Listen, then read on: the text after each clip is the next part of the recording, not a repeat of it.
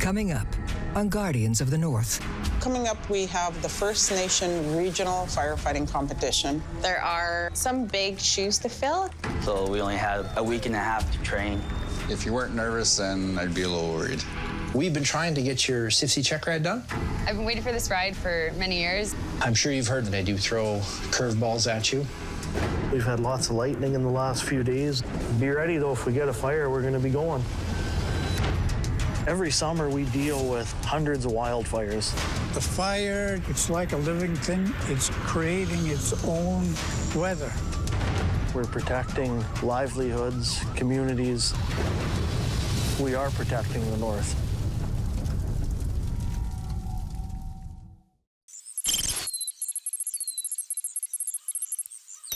We're getting towards the end of the season here. There's still a chance for fires, though, so don't get too complacent. It's been a good year, and I'll miss most of you, not Julian, though. Is it about that other night then? It's late August in the northern boreal forest.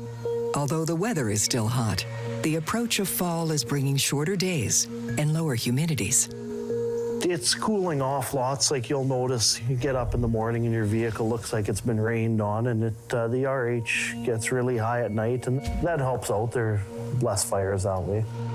For rookies like Aiden, it's been a summer of trial by fire.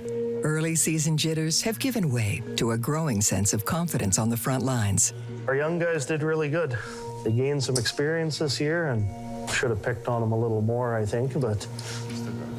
Off the start, I was nervous, didn't know what I was doing, and so I went through all that training. But you really don't get that understanding until you get out there with the guys and you're out fighting fire after fire, that it all just kind of just becomes the process. Be ready, though, if we get a fire, we're going to be going.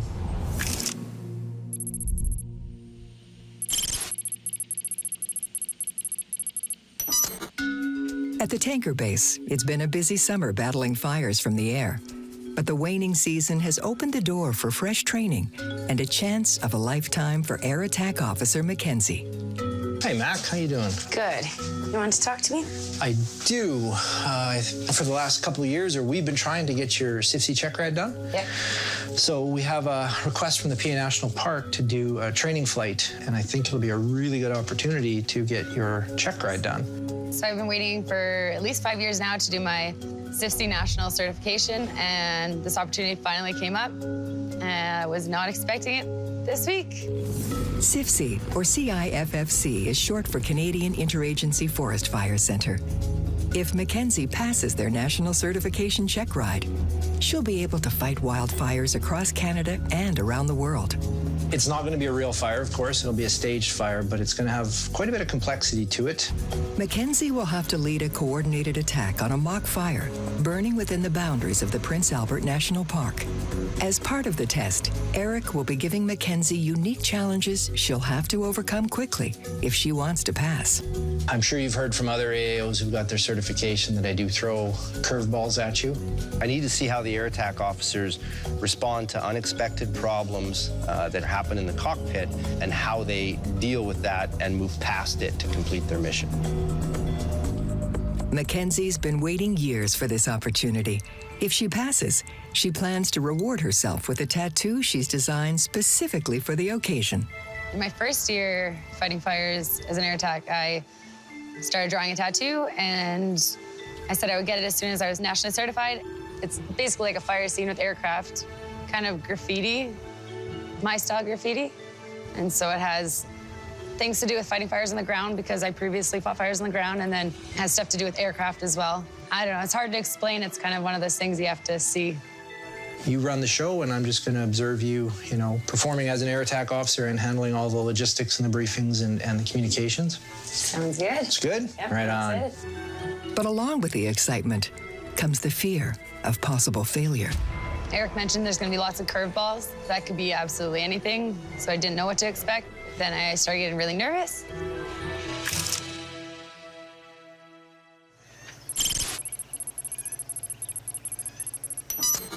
At the Muskoday First Nation Volunteer Fire Department, new recruit Chelsea has had a busy few months learning the basics of structural firefighting. Our rookies and staff have been training pretty hard over the past few months, but something exciting is actually on the horizon. All right, thanks for coming out, guys. We got to get prepared for the provincial competitions. It's going to be happening here in the next month. Coming up, we have the First Nation Regional Firefighting competition. So back in the late 80s and early 90s, Muskoday Volunteer Fire Department pretty much dominated the competitions. So after being out of it for 15 years and hearing these rookies wanting to step up, that's quite exciting for us. There are some big shoes to fill. Pretty novice team, and we're the ones hosting too, so we want to do good. We're gonna have to build up that muscle memory quick, being a group of all rookies against some experienced people. Yeah, a lot of those experienced people have, 10, 12 years experience. There are some really good teams that usually go into these competitions, and some that I've heard are just insanely fast, and they train for this a lot. What you guys have on your side is your youth. You're just coming out of high school. You guys are all athletes in high school, and, you'll pick it up quick. Thoughts? How are you guys feeling? A little nervous. That'll happen. Nervous is good. Nervous is good energy. If you weren't nervous, then I'd be a little worried. There are several main relay races or evolutions that the team needs to prepare for. We'll get you guys to practice each relay, get yourselves familiar with them. We don't actually know which one we're going to be doing until the night before, so you just have to train for all of them. Go. Within the hour, the team begins working on speed drills they'll likely need in the competition, including getting into all their turnout gear as quickly as possible. Yep, what's the time? 41.25 seconds. When we found out that we were joining, I think it was a 2-week notice. So we only had about a week and a half to train. 38.84. 37.13. Better. Pretty sure they're feeling pretty nervous, anxious, and knowing that they have some pretty big boots to fill.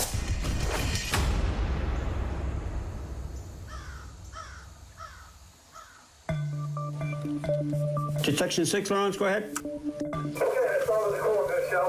Back in La Ronge, news arrives of a late summer fire. A phone call came in from one of the pilots, was flying and got a fire up by Hepburn Lake. The fire itself, it's a ground fire. Hi-ho, hi-ho. According to the report, the fire is still small, but higher winds in the forecast raise the risk of it suddenly becoming more dangerous. We're getting towards the end of the season here. There's still a chance for fires though, so don't get too complacent. The fire itself, it's a ground fire. According to the detection plane, the fire is located 90 kilometers northwest. It's burning in rugged terrain where landing a helicopter will prove challenging. It was up north, a little past Otter Lake. It was a pretty rough area, lots of hills and not a lot of place to land, lots of trees everywhere. Yeah, they're on top of it now. As feared, the terrain makes it impossible to drop the crew close to the fire. Every minute gives the fire a chance to grow and become unmanageable. There was nowhere near to land, so we had to go about 3 kilometers down the edge of the water. The pilot found a nice place to set down in the water. Opened the door, got out instantly in the water. It was almost knee deep. We unloaded the stuff from inside the helicopter, hauled it all to the shore. Okay, he dropped the guys off and he's coming back. Oh, okay, right on. Hauling all their equipment with them, the crew begins the long hike back towards the source of the blaze. It was a rough climb, lots of ups and downs, lots of steep little rocks and whatnot, and I fell a couple of times. We were tired, that sun was beating down. As we walked along, Oliver was putting flagging tape on some trees and some shrubs. We do that also just because we are in the middle of nowhere, and if a fire flares up or a bear comes out of nowhere, just so we have a route that we know we can take to get back somewhere safe. I was on the ground for 10 years, and every time that helicopter fires up, I miss every second of it. I love going out in the bush, being in the smoke and getting eaten alive by bugs. I miss it.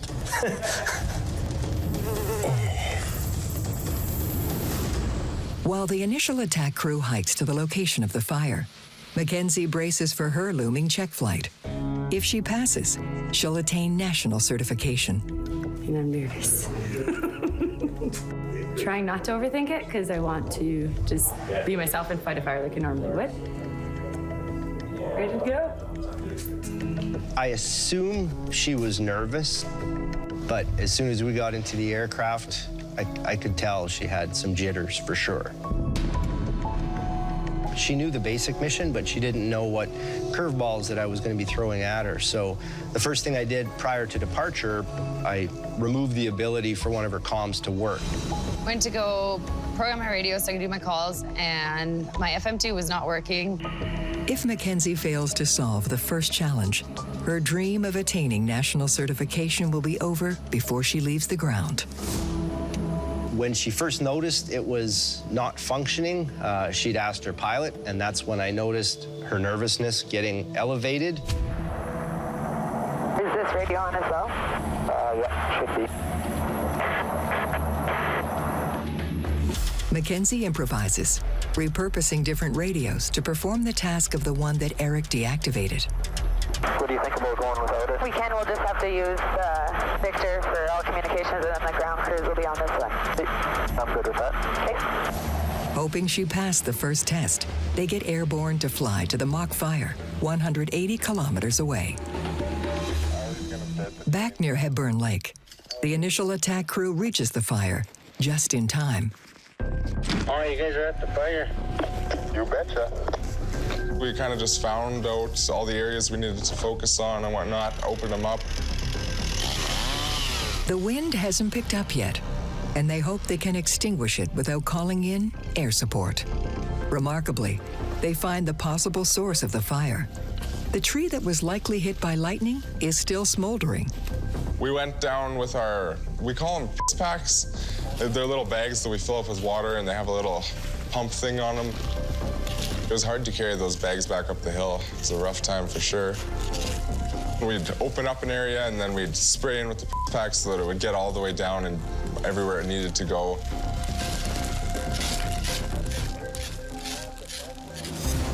Back in Mackenzie's plane, Eric creates new radio challenges, making communications difficult, and watches her every move as she attacks the mock fire with multiple aircraft. I was super nervous because somebody's sitting behind you and check riding you. So I was sweating and it was hot, and the AC wasn't on in the plane, so we were just cooking.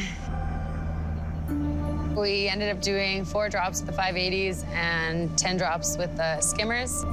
The fire was contained enough for us to head back to L'Orange, and the ground crews cleaned it up.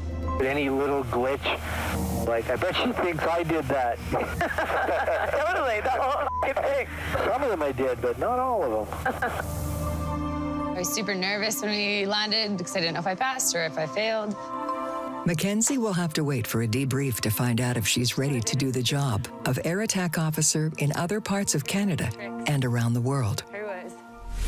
Back on Muskoday First Nation, training continues for the upcoming firefighting competition. As the competition got closer, we were practicing a lot of different drills for it, trying to replace the nozzles. Oh, hose. Wear boots. Hose rolling. Good job. Had to learn how to get it, do it properly. That was one thing. They've been training quite hard within the evolutions to get ready for this competition. The main part of the competition will involve time relays, where teams will have to roll out and connect hoses, then knock down targets. We did it once in our full gear. I'm already dripping sweat. We did it all in the heat, and it was not fun. When you guys are doing this, a lot of you guys are shooting up like this. You're not gonna find your target that way. The easiest way to do it is point your nozzle down, spray up. Yeah. Troy gave us a good pointer, and I think that helped us all a lot. Every time you run through it, if you see something a little differently, don't be afraid to bring it up. We're still a pretty rookie team. I'm just really competitive, so that makes me nervous because I want to do good. At the tanker base, it's time for Mackenzie to learn whether she's achieved her dream of national certification. I feel good that it's all done, but I need answers. Hey, Mac. Hi. Maybe grab the door behind you. I would say she was nervous.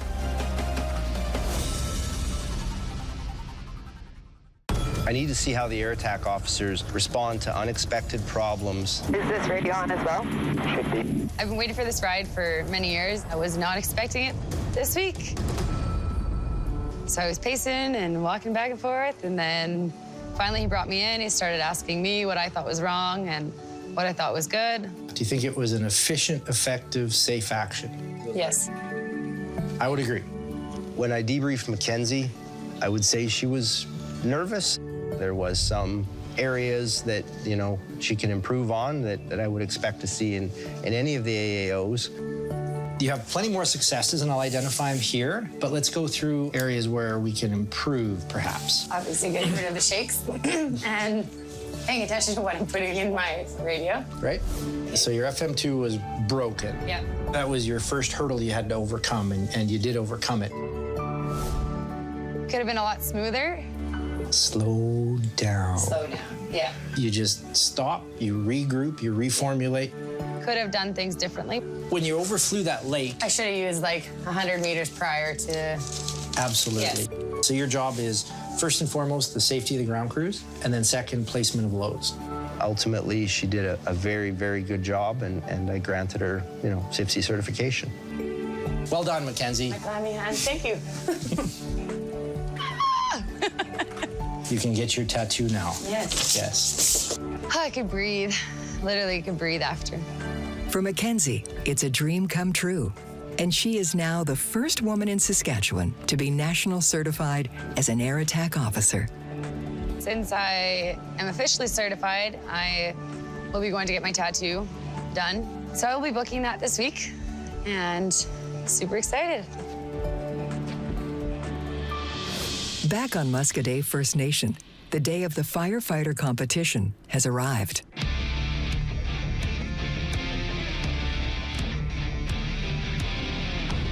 Teams started arriving, and these are all First Nation volunteer fire departments from across the province. My adrenaline was high. I was ready to go. I was excited. It's here to have fun, hopefully. I know they're nervous and I know they're scared. Get it done, boys. But I just keep telling them, go out there and have fun. Nobody expects you to win. It's there to be good.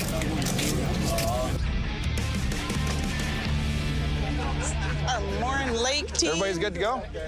Okay, let's get her going. 2 timed events have been selected from a field of several possible options. Muskoday must go first. You have to start at the 50-foot mark, walk to the truck, grab your hose, extend it, call for water, shoot down the target. It went bad because of Nick. He opened up the nozzle, and instead of coming out into a straight stream to hit the target, it just come out into a mist. Come on, Nick! Yeah, there's a lot of pressure on me, and I just got nervous. Time! You're the nozzle operator. I know.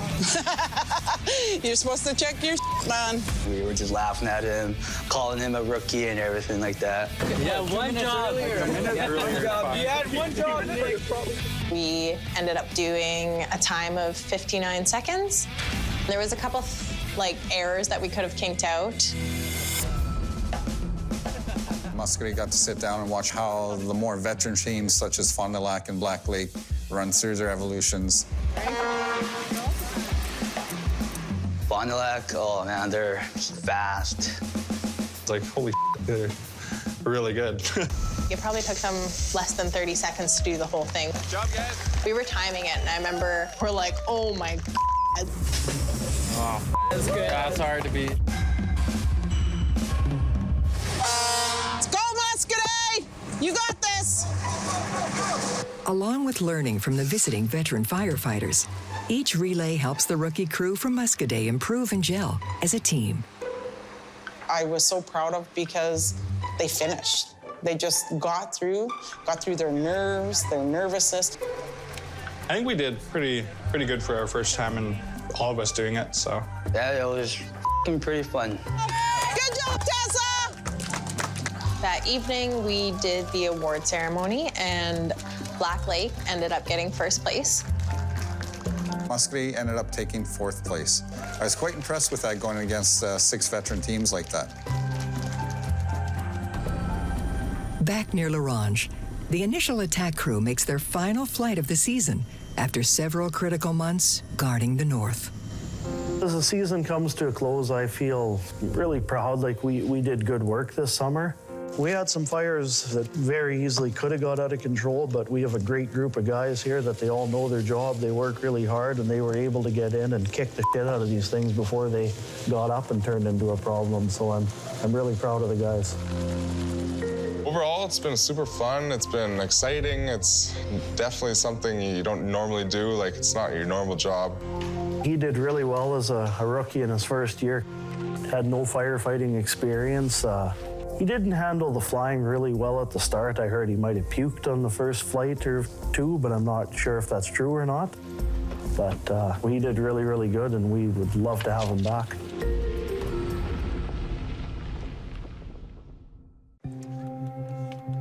So I wanted this tattoo for over 5 years now.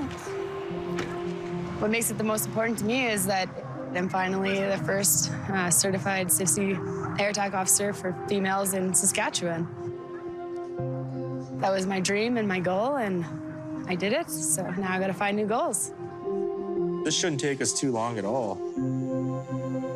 Is there a lot of female pilots, or is it only just me? To me, this was my biggest goal. Like, can't even explain how I feel. Like, That's it, we're done. I can't express how I feel being a Guardian of the North. You get to work with so many people and protect so many homes. Everyone becomes your family, and it doesn't matter if you go from one community to the next, it's home.